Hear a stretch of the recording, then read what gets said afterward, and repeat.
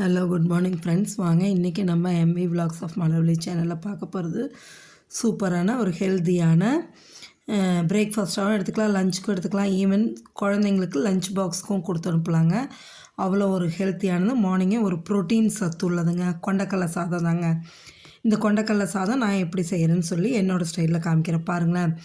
ஒரு பெரிய வெங்காயம், ஒரு தக்காளி நறுக்கி வச்சுருக்கேன். ஒரு கப்பு நல்லா கொண்டக்கடலை ஓவர் நைட் ஊற வச்சு நல்லா ஒரு 5 விசில் விட்டு வேக வச்சு வச்சுருக்கேன். பூண்டு ஒரு 10 பல், 1 இஞ்சி, 2 துண்டு தேங்காய் பத்தை, 4 பச்சை மிளகாய், கருவேப்பிலை, இதை வச்சு தான் செய்ய போகிறோங்க.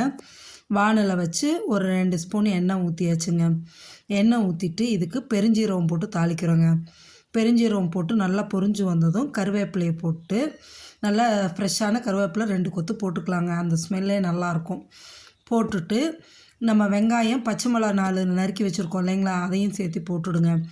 போட்டு நல்லா வதக்கி எடுங்க. இந்த வெங்காயம் நல்லா வதங்கி வரணுங்க. தக்காளியும் நல்லா வதங்கி வரணும்.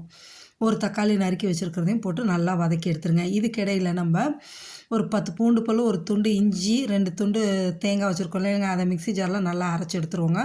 கொஞ்சோண்டு மஞ்சத்தூள் போட்டு அரைச்சி எடுத்துடலாம். சரிங்களா. இது நல்லா வதங்கி வந்ததும் அந்த அரைச்ச விழுதை தான் இதில் சேர்த்திக்க போகிறோங்க. சேர்த்திக்கிட்டு செய்யலாங்க. கொண்டக்கடலை நல்லா சாஃப்டாக வேக வச்சு எடுத்துக்கோங்க, அவ்வளோ நல்லாயிருக்குங்க. இப்போ அரைச்சதையும் ஊற்றி நல்லா கிளறி எடுங்க. நல்லா அந்த பச்சை வாசனை ஸ்மெல் போகிற அளவுக்கு வதக்கி விட்டுட்டு வேக வச்சுருக்க அந்த சுண்டைக்கடலை இருக்குது இல்லைங்களா, கொண்டக்கடலை ஒரு கப்பு வச்சுருக்கோமே, அதை எடுத்து இதில் போட்டுடுங்க. போட்டு அதையும் நல்லா பரட்டி விடுங்க. தண்ணியெல்லாம் ஊற்ற வேண்டாங்க. இதில் இருக்கிற தண்ணியே அப்படியே பரண்டு வரட்டும். நல்லா அந்த கொண்டக்கடலையோட மசாலாலாம் ஏறுறதுக்காக போட்டு பரட்டுங்க. இதில் ஒரு 1/2 ஸ்பூன் கரம் மசாலா சேர்த்திக்கலாங்க. டேஸ்ட்டுக்கு நல்லாயிருக்கும், என்ஹான்ஸ் பண்ணி கொடுக்கும். அதுக்காக சேர்த்திட்டு நல்லா போட்டு கிளறி விடுங்க. நம்ம இதுக்கு நான் ஒரு சின்ன டம்ளரில் 1 டம்ளர் அரிசி நல்லா சாதம் வடித்து உதிரியாக வச்சுருக்கேங்க. அந்த சாதத்தை போட்டு செய்யணும் பாருங்கள். அதில் உள்ள தண்ணியே தான், நம்ம வேறு எதுவும் தண்ணி ஊற்றலைங்க.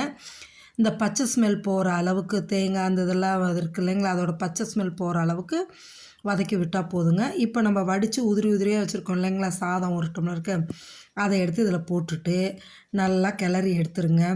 ஃப்ளேம் இப்போ கொஞ்சம் மீடியம் ஃப்ளேமில் வச்சுக்கோங்க, ஃபுல் ஃப்ளேம் வைக்காதீங்க.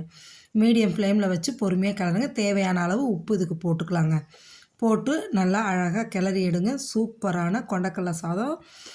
சைட் டிஷ் எதுவுமே தேவையில்லைங்க, இதே போதும் நம்மளுக்கு சாப்பிட்றதுக்கு அவ்வளோ நல்லாயிருக்குங்க. அப்படி வேணும் இதுக்கு ஆப்டான ஒரு சைட் டிஷ்ஷுன்னு பார்த்திங்கன்னா உருளைக்கிழங்கு வறுவல், சேனக்கிழங்கு வறுவல், சேப்பங்கிழங்கு வறுவல், வாழைக்காய் வறுவல், இந்தமாரி வறுவல் ஐட்டம் இதுக்கு டேஸ்ட் நல்லாயிருக்குங்க. ஈவன் முட்டை வறுவலும் சூப்பராக இருக்குங்க. அதுமாரி வறுவல் ஐட்டம் செஞ்சுக்கலாங்க. அவ்வளோ சூப்பராக இருக்கும் இந்த கொண்டக்கடலை சாதத்துக்கு. நான் இன்றைக்கி எதுவும் சைட் டிஷ் செய்யலைங்க.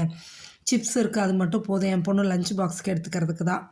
அதனால் இது போதும்னு வச்சுட்டு அது சிப்ஸ் எடுத்துக்குது, வேலை முடிஞ்சிச்சுங்க.